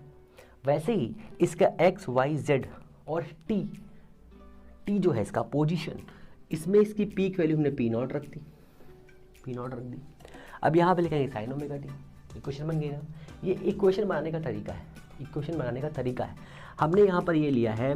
तो देखो अगर हम यहाँ पर साइन ओमेगा टी ले रहे हैं, मान लो साइन ओमेगा टी हमने ले लिया, क्या इस इक्वेशन से हम 3 डायमेंशनल मोशन यूज़ कर सकते हैं या फिर एक्सप्लेन कर सकते हैं? नहीं कर सकते। तो हमें एक्सप्लेन करने के लिए एक दूसरी इक्वेशन चाहिए, तो हम इस p की जगह पर कन्वर्ट कर रहे हैं, एक साई एक सिंबल है, तो ये साई सिंबल हो गया पहले तो, ठीक है। ये किसको रिप्रेजेंट कर रहा है, तो पोजीशन और टाइम को रिप्रेजेंट कर रहा है, ठीक है। साथ में ये साई क्या है, ये मैक्सिमम एम्पलीट्यूड है, किसमें x y z में, ठीक है। x y z में जो पॉसिबिलिटी है इलेक्ट्रॉन को पाए जाने की, वो मैक्सिमम वैल्यू साई नॉट है। अब समझो बहुत ही ध्यान से, इंपॉर्टेंट चीज़, और ये साई नॉट किसका फंक्शन है, r और t का फंक्शन है, ठीक है।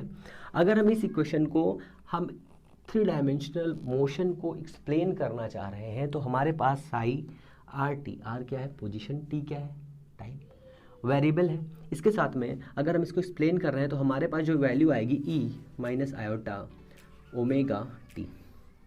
हम इस इक्वेशन से जो ये वेव फंक्शन है, ये इसका वेव फंक्शन है, और इस इक्वेशन का जो सॉल्यूशन है, इस इक्वेशन का सॉल्यूशन क्या हो सकता है। अगर हमने पोजीशन लिया है और अगर हम इसकी जगह पर पोजीशन ना लेकर के, अगर हम इसकी जगह पर सिर्फ ये लेते हैं, x and t is equal to psi naught x t, यानी लिखा ना e माइनस आई ओमेगा टी, आयोटा भी कहते हैं, आई भी कह सकते हो, जो वन ऑफ कह सकते हो। तो यहाँ पर जो इक्वेशन होगी वो क्या हो सकता है, वो क्या हो सकती है? तो आपको पता है जब कोई इक्वेशन किसी भी मीडियम में प्रोपेगेट होती है तो उसके पास में वेलोसिटी होती है, टाइम होता है और डिस्प्लेसमेंट होता है। अगर हम इस वाले इक्वेशन की बात करें तो हमारे पास जो इक्वेशन आएगी वो इक्वेशन आएगी डेवर एक्स। अब देखो हम यहाँ पर अगर x ले रहे हैं तो ये वाला p लेना पड़ेगा। तो हमने क्या किया, हमने अपना फंक्शन लिया कौन सा फाई, ठीक है, ओवर डेवर। अब समझो हमने पोजीशन लिया है तो ये हो जाएगा हमारा पोजीशन का square is equal to 1 / velocity square डेवर स्क्वायर साई बाय डेवर टी स्क्वायर। ये वाली इक्वेशन का हल, जो ये वाली इक्वेशन दिया है, इसका एक छोटा सा इक्वेशन का ये हल सॉल्यूशन है, ठीक है, इसका ये सॉल्यूशन है। अभी देखो हम लोग को थोड़ा ज़्यादा डीपली नहीं पढ़ना है, जब हम लोग क्वांटम फिजिक्स स्टार्ट करेंगे तो मैं इसका सॉल्यूशन स्टार्ट करूँगा, ठीक है, तब हम लोग इसको डीपली पढ़ेंगे। ये इसका सॉल्यूशन है। अगर हम इस r को कन्वर्ट कर लें तो ये हमारा क्या बनेगा, डेवर स्क्वायर फाई डेवर एक्स स्क्वायर डेवर स्क्वायर फाई डेवर यहाँ हो जाएगा वाई स्क्वायर डेवर, आप डेल भी कह सकते हो, कोई दिक्कत की बात नहीं है, कोई स्पेसिफिक चीज़ें नहीं है कि आप यहाँ पर डेवर ही बोले, डेल भी बोल सकते हो, डी भी बोल सकते हो, ठीक है, जेड स्क्वायर। ये पोजीशन का था कि नहीं था, x y z, position x y z का डिपेंड था, इतना हो गया, -1 / यू स्क्वायर, यू क्या है, वेलोसिटी ऑफ वेव, ठीक है, और डेवर square phi over D T square is equal to 0। ये आपकी बेसिक क्वेश्चन है। अगर आपको थोड़ा सा दिमाग अगर आपका लग रहा है तो कुछ आपको समझ में आ रहा होगा कि sir del operator is equal to del square करेंगे तो हो जाएगा डेवर स्क्वायर अपॉन डेवर एक्स स्क्वायर प्लस डेवर X square by Y square डेवर स्क्वायर ओवर डे जेड स्क्वायर, ये होता है, ठीक है। अब यहाँ पर जो फाई है वो फंक्शन है इसका, ठीक है। अगर हम इस इक्वेशन से ये इक्वेशन देखना चाहें तो ये इक्वेशन एक इसका फंक्शन है और सॉल्यूशन भी है, इसका फंक्शन है और सॉल्यूशन भी है। ये देखिए यहाँ पर टाइम दिया हुआ है, सर इस इक्वेशन में भी टाइम दिया हुआ है। हमें दो इक्वेशंस बनाने के लिए आनी चाहिए सबसे पहली बात, ठीक है। पहली इक्वेशन वो है जिसमें टाइम हो, ठीक है, एक टाइम डिपेंडेंट इक्वेशन होती है, एक टाइम इंडिपेंडेंट इक्वेशन होती है जिसमें टाइम नहीं दिया होगा, ठीक है, और हमें उस एटम के अंदर प्रेजेंट इलेक्ट्रॉन की लोकेशन की प्रोबेबिलिटी बतानी होगी या वेव फंक्शन बताना होगा। तो हम क्या करेंगे, साथ में हमें ये भी बताना होगा कि अगर टाइम इंडिपेंडेंट है तो क्या होगा, टाइम डिपेंडेंट है तो उसकी इक्वेशन क्या होगी, और अगर फ्री पार्टिकल है तो क्या होगा। आप सोचिए अगर कोई पार्टिकल फ्री है, जैसे मान लीजिए यूनिवर्स में प्रेजेंट जितने भी पार्टिकल हैं वो सभी फ्री इलेक्ट्रॉन्स हैं, फ्री पार्टिकल्स हैं, और फ्री पार्टिकल्स के ऊपर भी एक्सटर्नल फोर्स लगता है, क्या आप कुछ बता सकते हैं? कहेंगे सर नहीं लगता है। पोटेंशियल एनर्जी को लगती है, नहीं लगती। एक्सटर्नल की बात कर रहा हूँ, external potential energy 0, force 0, torque 0, सब कुछ 0 रहेगा। अगर सब कुछ 0 रहेगा तो ये एक कंडीशन छोटी सी आपको याद रखनी है, इसका इस्तेमाल भी हमें यहाँ करना है, इसका इस्तेमाल भी हमें यहाँ करना है। तो हमारे पास सिर्फ दो इक्वेशन है, एक इक्वेशन ये है, इक्वेशन ये है। देखिए अगर आपके पास सिर्फ x का फंक्शन होता, अगर आपके पास सिर्फ x का फंक्शन है तो ये दोनों वैल्यू 0 हो जाती, इतनी ये आ जाता। तो ये तो यहाँ पे लिखा हुआ है, ठीक है ना। अब इस इक्वेशन का इस्तेमाल करके हमें यहाँ से t की वैल्यू को हटाना है, ठीक है। जब हम t की वैल्यू हटाएंगे तो हमारे पास जो इक्वेशन आएगी उसे हम कहेंगे time independent Schrodinger wave equation, ठीक है, time independent Schrodinger wave equation हम उसे कहेंगे। तो हमें वही इक्वेशन फाइंड करनी है और उसके बाद बताना है कि फ्री पार्टिकल के लिए श्रोडिंगर वेव इक्वेशन क्या होती है, ठीक है ना। इतना क्लियर है। तो हमें ये समझ में आ गया कि हमारे पास एक इक्वेशन है जिसका एक सोल्यूशन ये हो सकता है, ये हो सकता है और ये हो सकता है। कहेंगे सर ये इक्वेशन कहाँ से आ गई? अगर आप थोड़ा दिमाग लगाइए, अगर आप थोड़ा दिमाग लगाएंगे तो आपको इक्वेशन समझ में आ जाएगी। देखिए अगर हम बेसिकली मतलब एक छोटे बच्चे वाला दिमाग लगाएं, छोटे बच्चे वाला, डोंट बी सीरियस, छोटे बच्चे वाला दिमाग लगाएं, तो देखो हम ऊपर से ऊपर की वैल्यू कट कर सकते हैं। ये कटिंग, ये कटिंग, ये क्या है पोजीशन, पोजीशन को हम क्या कहते हैं डिस्टेंस। तो ये हो गया distance is equal to velocity multiplied time, ये तो है ना, डिस्टेंस वेलोसिटी टाइम। इसका स्क्वायर, इसका स्क्वायर, इसका स्क्वायर, स्मॉल चेंज हुआ है, स्मॉल यहाँ पर भी चेंज हुआ है, वेलोसिटी। ये क्वेश्चन आई। तो हमारा कहने का मतलब ये है, अगर आप चीज़ों को थोड़ा लाइकली समझें तो आप उन्हें रिलेट कर सकते हैं, ठीक है ना।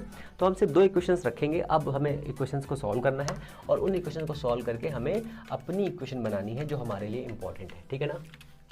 इतना क्लियर है? इतनी कहानी सुन के अच्छा लगा? तो श्रोडिंगर की इक्वेशन हमें क्या बताती है? तो श्रोडिंगर की इक्वेशन हमें ये बताती है कि कोई पार्टिकल कहाँ पर एग्जिस्ट कर रहा है, ठीक है ना। बस हमें यही अगर समझ में आ गया तो समझ लीजिए कि हर चीज़ें हमें क्लियरली समझ में आ जाए। ओके है? ये सर आप बताएं और ओके ना हो जाए, ऐसा हो ही ना सकेला बेटा। कभी कभी हम बताते हैं और समझ में नहीं आता है ना, है कि नहीं ऐसा? कहेंगे सर वेरी वेरी फनी। और वैसे जो फनी होती है ना वही हन्नी होती है। तो इतना हमारा हो गया। अब हम चलते हैं अपनी चीज़ों के ऊपर। तो हमारे पास एक इक्वेशन है, psi is equal to psi naught. ये देखिए, मैं हर बार यहाँ पोजीशन और टाइम नहीं लिखूंगा, एक बार लिख दे रहा हूँ, ठीक है। Position and time and E minus iota omega T, ठीक है ना। ये हमारी इक्वेशन है जिसका एक सोल्यूशन हमने भी आपको बताया, यहाँ पर था वो सोल्यूशन है। तो हम इसको करते हैं differentiate with respect to t, ठीक है। Differentiate with respect to t both side. तो ये हो जाएगा हमारा d over omega t is equal to, ठीक है, इतना हो जाएगा। तो कांस्टेंट वैल्यू है क्योंकि एम्पलीट्यूड किस में, एक्स वाई जेड डायरेक्शन में। तो यहाँ पर कितना हो जाएगा, माइनस का iota omega dot E minus iota omega T. अगर हम इसी इक्वेशन को दोबारा अगेन, ठीक है, क्या कर दें, डिफ्रेंशिएट कर दें, तो क्या हो जाएगा, डे वर स्क्वायर ओमेगा या फाइव ओमेगा बोल रहा हूँ, देखो day were T square is equal to sine naught minus का आई ओमेगा माइनस का इंटू ई माइनस आई ओमेगा टी। यहाँ से आपको एक क्वेश्चन बनानी है। तो ये कितना हो जाएगा हमारा, ये हमारा हो जाएगा साइन नॉट, ये कितना हो जाएगा, I square omega square E minus I omega T. We know that I is the imaginary part, then I square is equal to क्या होता है, -1। तो ये वैल्यू हो जाएगी डे वर स्क्वायर फाइव डे वर T square is equal to, ये हो जाएगी माइनस की साइन नॉट ओमेगा स्क्वायर ई माइनस आई ओमेगा टी, ठीक है ना। इतना क्लियर है? ये वाली इक्वेशन हो जाएगी। कुछ और भी इक्वेशन बन रही है क्या? थोड़ा सा दिमाग लगाएंगे बन जाएगी। देखिए इसके डालता हूँ इस वैल्यू को, तो देखो थोड़ा दिमाग लगाओ, omega sine not E minus I omega T बन रही इक्वेशन। तो यहाँ पर जो हमारी इक्वेशन आएगी, डेवर स्क्वायर फाइव अपॉन डेवर टी स्क्वायर, ठीक है, इज इक्वल टू साई, इसकी जगह पर माइनस का ओमेगा स्क्वायर। बताओ कोई दिक्कत है? कोई भी प्रॉब्लम नहीं, वेरी सिंपल। अगर इस वैल्यू को इधर लेकर के आए तो कितना हो जाएगा, डेवर स्क्वायर साई अपॉन डेवर टी स्क्वायर प्लस का psi omega square is equal to 0। ये एक बेसिक क्वेश्चन है, ठीक है, ओमेगा स्क्वायर साई। अगर आप थोड़ा दिमाग लगा पा रहे होंगे तो आपको कुछ याद होगा, d square y upon d T square या डी एक्स स्क्वायर प्लस का omega square y is equal to 0। याद आया कुछ? वाई एंड वाई याद आ रहा है? ठीक है, मैं थोड़ा सा रिलेट करा रहा हूँ आपको, तो आपको याद आना चाहिए। तो ये हमारी बेसिक क्वेश्चन बन गई है। हमारे पास ये इसकी वैल्यू आ गई है और ये इसकी वैल्यू इसकी आ गई है, ठीक है ना। तो ये वैल्यू हमें इस्तेमाल करनी है, इस वैल्यू का हमें यूज़ है। तो ये एक बेसिक इक्वेशन है जो मैंने बनाया है आपके लिए डेवर के साथ में, और ये हमारे श्रोडिंगर की छोटी सी इक्वेशन है। इस इक्वेशन का इस्तेमाल करके अभी हमें बनाना है time independent wave equation of Schrodinger, ठीक है ना। तो ये हमें इस्तेमाल करनी है, ये इक्वेशन हमें इस्तेमाल करनी है। इतना आई होप आपको समझ में आ गया होगा। इतना अगर आ गया है तो अब आगे की चीज़ें बहुत इजी हैं, आप फटाफट कर लेंगे उसे। क्या कर लेंगे? फटाफट। वैसे गाना है चकाचक चकाचक चका है ना, वाला गाना भी है, आप इस चीज़ को ऐसे इस्तेमाल कर लेंगे। तो हमारे पास जो थ्री डायमेंशनल इक्वेशन थी, ठीक है, कौन सी डिफरेंशियल इक्वेशन, वो क्या थी इक्वेशन, तो वो इक्वेशन कुछ ऐसी थी, डे वर स्क्वायर साई अपॉन डे वर एक्स स्क्वायर प्लस डे वर स्क्वायर साई अपॉन डे वर वाई स्क्वायर प्लस का डे वर स्क्वायर साई अपॉन डे वर जेड स्क्वायर माइनस, याद आया कुछ, याद आ रहा है कि नहीं, 1 बाई यू स्क्वायर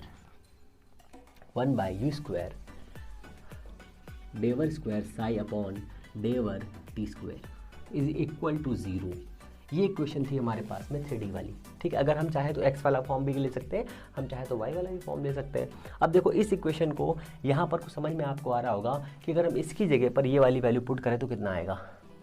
तो ये वाली वैल्यू अगर हम उठा करके यहाँ पर सेट कर रहे हैं तो क्या होगा, ये वाली वैल्यू जैसे ही हम इसकी जगह पर ये वाली सेट करेंगे तो ये हमारे पास आ जाएगा डे वर psi upon X square plus का डे वर स्क्वायर साई डे वर वाई स्क्वायर प्लस का डे वर स्क्वायर साई अपॉन डे वर जेड स्क्वायर माइनस का 1 बाई यू स्क्वायर इंटू कितना है माइनस का साई अब omega square is equal to 0, ये माइनस प्लस हो जाएगा। और मैंने आपको एक बहुत बात बताई थी कि डे वर स्क्वायर अपॉन डे वर एक्स स्क्वायर प्लस का डे वर स्क्वायर अपॉन डे वर वाई स्क्वायर प्लस का day were square upon day were Z square is equal to del square, ये होता है। क्या हम इसकी जगह पे ये यूज़ कर सकते हैं, बिल्कुल कर सकते हैं। साई से भी में है तो ये हमारी इक्वेशन हो जाएगी डे वर स्क्वायर साई, ठीक है ना, माइनस का माइनस और माइनस ये हो गया प्लस, ये हो गया हमारा omega square by u square, अब ये क्या बना हमारा, ये बन गया हमारा साई इज इक्वल टू 0। ये हमारी बेसिक इक्वेशन है, आपको ये इक्वेशन याद रखनी है, ठीक है। अब इसके आगे इक्वेशन जो बना रहे हैं वो इंपॉर्टेंट है, समझिए। हम जानते हैं omega is equal to 2 pi nu क्या फ्रीक्वेंसी, वी नो दैट, यहाँ पे देख लो nu is equal to C by lambda, but यहाँ पर जो हमने वेलोसिटी कंसिडर करी है वो न्यू की जगह पर वी कंसिडर करी है, तो हम यहाँ पर क्या करेंगे यू बाई लैम्डा हो जाएगा, nu is equal to nu by lambda, तो omega is equal to 2 pi U upon lambda, U क्या है वेलोसिटी ऑफ द वेव। तो अगर हम इस इक्वेशन को ऐसे लिख लें omega upon u is equal to 2 pi by lambda, तो कोई दिक्कत हो जाएगी, मेरे हिसाब से कोई दिक्कत नहीं होनी चाहिए। तो इस इक्वेशन में हम ये पुट करेंगे डेल स्क्वायर साई प्लस का इसका स्क्वायर करेंगे तो हो जाएगा कितना 2 पाई बाई लैम्डा का होल स्क्वायर इंटू साई, ये हो जाएगा। अब एक स्टेप बहुत ध्यान समझो, ओमेगा की वैल्यू ये होती है, बचपन में पढ़ते रहते हैं हम लोग, और ये वैल्यू को हमने यहाँ पर ट्रांसफर कर दिया, बस और कुछ नहीं किया। अब समझो एक बहुत ही इंपॉर्टेंट डी ब्रोगली हाइपोथेसिस याद है ना आपको, तो डी ब्रोगली हाइपोथेसिस में हम लोग क्या करते थे, क्या था फॉर्मूला, इसको साफ करता हूँ ना, डी ब्रोगली में क्या था, P is equal to h by क्या था, याद आ रहा है, P is equal to h by नहीं याद आ रहा, अच्छा एच बाई लैम्डा महाराजा महारानी है काकी चाची, ये था कि नहीं था बताओ पहले, कहेंगे सर हाँ याद आ गया। अगर ये वैल्यू थी हमारे पास में तो यहाँ पर लैम्डा हमें हटाना है, क्यों हटाना है, अच्छा हम नहीं चाहते कि हमारे क्वेश्चन में कोई भी लैम्डा हो, मीन्स वेव हो, ठीक है, या वेवलेंथ हो, तो हम जानते हैं P is equal to h by lambda.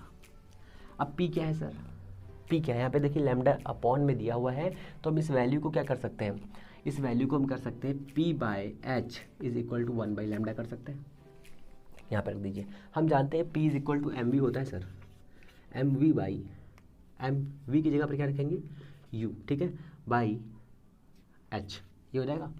अगर ये वाली वैल्यू उठा करके हम यहाँ सेट करें तो कितना हो जाएगा, इज इक्वल टू 0 है कि नहीं है, यानी 0 है, तो डेल स्क्वायर साई प्लस का 2 पाई बाई 1 बाई लैम्डा की वैल्यू रख रहे हैं हम, ना कि लैम्डा की वैल्यू, ठीक है, इसलिए हम पूरी वैल्यू ये रखेंगे एम यू बाई एच, ये रखेंगे sir, square psi is equal to 0। हमारी आधी इक्वेशन आ चुकी सर है ना, आधी इक्वेशन हमारे पास आ चुकी है। तो ये इक्वेशन का हमें यूज़ करके हमें इक्वेशन बनानी है अपनी। कौन सी इक्वेशन बनाएंगे? अगर इसको हम और आगे सॉल्व करें तो हमारे पास आ जाएगा ये डेल स्क्वायर साई प्लस का, अच्छा एक चीज़ और चीज़ मैं पूछ लेता हूँ sir, h cut is equal to होता है एच अपॉन 2 पाई, होता है कि नहीं होता है? आपको यहाँ पे एच कट अपॉन 2 पाई कहीं दिख रहा है? एच, अगर ये 2 पाई यहाँ से हटा दें हम तो ये अपॉन में 2 पाई हो जाएगा नहीं हो जाएगा? क्या इसकी जगह पर हम लोग एच कट लिख सकते हैं? बिल्कुल लिख सकते हैं। तो ये हो जाएगा हमारा m square u square by H cut square, सारे स्क्वायर हो गए, यहाँ लगाएंगे और यहाँ लिखेंगे साई इज इक्वल टू 0। अब हमारी सारी इक्वेशन क्लियर है, पर हमें यहाँ पर एम स्क्वायर यू स्क्वायर थोड़ा सा अजीब देखने में लग रहा है, ठीक है ना। तो हम जानते हैं कि काइनेटिक एनर्जी क्या होती है। किसी भी वेव की kinetic energy K is equal to half m u square होती है, कहेंगे सर होती है, बट हमें यहाँ पर सिर्फ काइनेटिक एनर्जी नहीं रखनी है। क्यों? क्या वेव के पास सिर्फ काइनेटिक एनर्जी होती है क्या? नहीं, पोटेंशियल एनर्जी भी होती है। तो हमें टोटल एनर्जी का टर्म निकालना पड़ेगा। तो total energy is equal to, अब देखो कई बुक्स में v लिखा गया है, कई बुक्स में u लिखा हुआ है, कई बुक्स में स्मॉल v दिया है, किसी बुक कैपिटल v। तो हम क्या लिखते हैं? हम लोग v लिखते हैं। तो half m u square plus का v, ये क्या है? Potential energy. ये क्या है? Kinetic energy. ठीक है, इसको साफ कर दो मैं। तो अगर इतनी इक्वेशन हमारे पास आ रही है तो क्या ये वैल्यू इधर आ सकती है? तो e माइनस वी, और ये वाला 2 इधर आ जाएगा, is equal to m u square, 2 इधर आ गया तो ये 2 हो गया। अब यहाँ पर देखो, यहाँ पर m है, यहाँ पे u स्क्वायर है, तो हम क्या करते हैं? यहाँ पर m से क्रॉस कर देते, तो 2m e minus v is equal to m square and u square. क्या इस इक्वेशन को समझ में आपको आ रहा है कि ये इक्वेशन जो बनाई है हमने, ये वैल्यू यहाँ पर ट्रांसफ़र कर सकते नहीं कर सकते? बिल्कुल कर सकते हैं। जैसे ही वैल्यू ट्रांसफ़र करेंगे वैसे ही हमारे पास एक बेहतरीन इक्वेशन आने को रेडी है, और वो इक्वेशन हमें क्या देगी? वो इक्वेशन हमें देगी time independent Schrodinger wave equation. Time independent Schrodinger wave equation, हमें वही इक्वेशन की ज़रूरत है, हमें वही इक्वेशन चाहिए थी। ठीक है ना? क्लियर हो रहा है? सारी वैल्यू क्लियर हो गई है कि नहीं, ये बताइए फटाफट आप। एक एक स्टेप मैंने आपको बताया कि कहाँ से क्या हुआ, कैसे हुआ, क्यों हुआ। ये इतना हो गया, इसकी भी ज़रूरत नहीं है, इसको बैठा देते हैं हम लोग। तो श्रोडिंगर ने जो बताया था, श्रोडिंगर जी ने जो बताया, वो इक्वेशन सारी क्लियरली और सारी एनर्जी को इस्तेमाल करके बनाया। कोई ऐसा नहीं कि हवा में इक्वेशन बना दी, ठीक है ना। तो इस इक्वेशन का इस्तेमाल हम यहाँ करेंगे। तो यहाँ पर आएगा डेल स्क्वायर साई प्लस का, अब देखो ये वैल्यू है 2m ई माइनस का v, और अपॉन में क्या है? एच कट स्क्वायर, और यहाँ क्या है? Psi is equal to 0। क्या इस इक्वेशन में आपको टाइम कहीं दिख रहा है?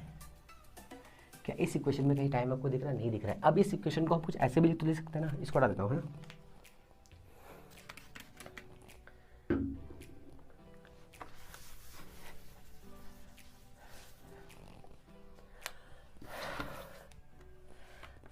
Day over square psi upon डे ओवर एक्स स्क्वायर प्लस का डे ओवर स्क्वायर साई प्लस का डे ओवर वाई स्क्वायर प्लस डे ओवर स्क्वायर साई अपॉन डे ओवर जेड स्क्वायर माइनस, नहीं प्लस है ये हमारे पास। तो कितना है? देखो थोड़ा दिमाग लगाओ। तो हम सोच सकते हैं 2m by H cut square, 2m by H cut square E minus v, potential energy है ये, साई इज इक्वल टू 0। ये आपकी बेहतरीन इक्वेशन आकर के रेडी है सर। इस इक्वेशन की ज़रूरत है हमें। ये कौन सी सर इक्वेशन है? तो ये सर इक्वेशन है time independent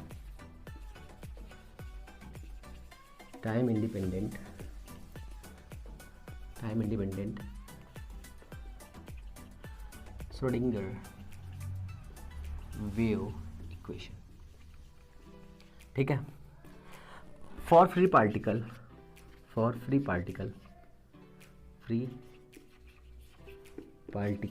have potential energy is 0। Therefore v is equal to 0। तो इसके लिए श्रोडिंगर इक्वेशन कितनी हो जाएगी? तो इसके लिए श्रोडिंगर इक्वेशन हो जाएगी यहाँ पर डेल स्क्वायर साई प्लस का 2m e by H cut square and psi is equal to 0। क्यों? v is equal to there. अगर इस इक्वेशन में हम v की वैल्यू 0 कर दें तो हमें ये इक्वेशन मिलेगी। ठीक है, तो ये आपकी हो गई श्रोडिंगर वेव इक्वेशन की simple time independent wave equation जो आपके पास यहाँ पर है। आई होप आपको ये बेहतरीन तरीके से समझ में आ गया होगा। तो अब हम लोग क्या करेंगे, हम लोग मिलते हैं नेक्स्ट वीडियो में। अब उस इक्वेशन में लेकर के आएंगे टाइम डिपेंडेंट इक्वेशन और पोटेंशियल बैरियर के साथ में बॉक्स इक्वेशन भी। ठीक है ना? तो हम लोग मिलते हैं नेक्स्ट वीडियो में। अगर चीज़ें अच्छी लग रही हैं तो प्लीज़ चैनल को लाइक शेयर सब्सक्राइब करें, अपना प्यार देते रहें। हम लोग मिलते हैं नेक्स्ट वीडियो में। तब तक के लिए नमस्कार, जय हिंद।